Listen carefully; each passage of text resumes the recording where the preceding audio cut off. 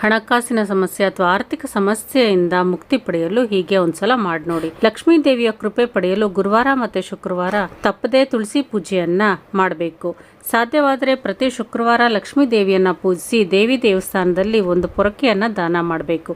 ಮನೆಯಲ್ಲಿ ಹರಿದ ಬೂಟು, ಚಪ್ಪಲಿ, ಬಟ್ಟೆಗಳನ್ನು ಹಾಗೆ ಇಡೋದ್ರಿಂದ ಮನೆಯಲ್ಲಿ ಆರ್ಥಿಕ ನಷ್ಟ ಮತ್ತು ನಕಾರಾತ್ಮಕ ಶಕ್ತಿ ಹರಡುವಿಕೆ ಹೆಚ್ಚಾಗುತ್ತೆ.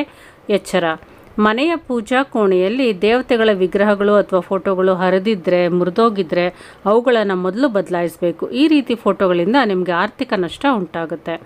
ಮನೆಯ ಉತ್ತರ ದಿಕ್ಕಿನಲ್ಲಿ ನೀಲಿ ಬಾಟಲ್ಗೆ ನೀರನ್ನು ತುಂಬಿಸಿ ಮನಿ ಪ್ಲಾಂಟನ್ನು ನೆಡೋದ್ರಿಂದ ಆರ್ಥಿಕ ಪರಿಸ್ಥಿತಿ ಬಲಗೊಳ್ಳುತ್ತೆ. ಶುಕ್ರವಾರದ ದಿನ ಬ್ರಾಹ್ಮಿ ಮುಹೂರ್ತದಲ್ಲಿ ಎದ್ದು ಶ್ರೀ ಲಕ್ಷ್ಮೀ ಸ್ತೋತ್ರವನ್ನು ಪಠಿಸೋದ್ರಿಂದ ಆರ್ಥಿಕ ಪರಿಸ್ಥಿತಿಯನ್ನು ಬಲಪಡಿಸ್ಕೊಳ್ಬೋದು.